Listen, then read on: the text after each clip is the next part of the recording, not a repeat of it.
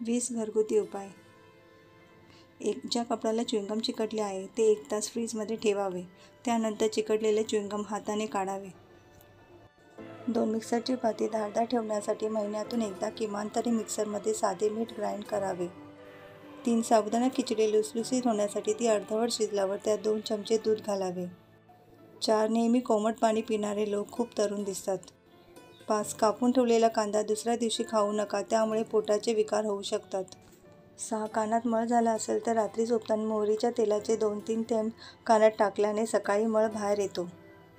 8 मटारच्या करीमध्ये थोडी साखर आणि लोणी घातल्यास त्याचा हिरवा रंग टिकून राहील आणि चव मस्त येईल. 9 भरीत भाजी बनवताना मसाल्यात थोडे बेसन घातल्याने भाजी चविष्ट होते.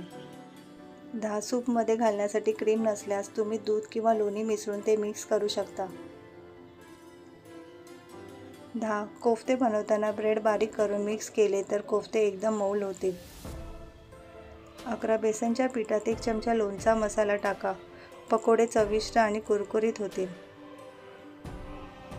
12 कस्टर्ड बनवताना साखरेसोबत थोडा मध घातल्यास चव सुगंध दुप्पट होईल. 13 खीर बनवताना त्यात 1 चमचा कॉर्नफ्लॉवर घातल्यास खीर गुळगुळीत होईल आणि चवही वाढेल. 14 कोबीची भाजी बनवताना त्यात थोडे व्हिनेगर आणि साखर टाकल्यास भाजीचा रंग एकसंग राहील आणि चवही मस्त येईल. 15 पावभाजी करताना त्यामध्ये थोडेसे बीट किसून घालावे. यामुळे पावभाजीला छान रंग येतो. 15 वाटलेल्या हळदीमध्ये अख्खी लाल मिरची ठेवल्यास ती जास्त काळ खराब होण्यापासून वाचते. 16 कच्चा आंबा जास्त काळ कडक ठेवण्यासाठी पाण्यात ठेवा. रोज पाणी बदला, आंबा पिकणार नाही. 17 जॅम बनवताना भांड्यात थोडे लोणी लावावे म्हणजे शिजताना ते जळून जाणार नाही. 18 कांदा कापण्यापूर्वी कच्च्या बटाट्याची साल चाकूच्या टोकाला लावा. कांदा कापताना अश्रू येणार नाहीत.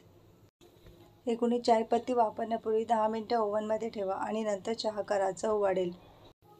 20 तांदळाच्या पिठाचे पापड बनवताना त्यात थोडासा साबुदाणा टाका, तो अधिक स्वादिष्ट होईल. धन्यवाद.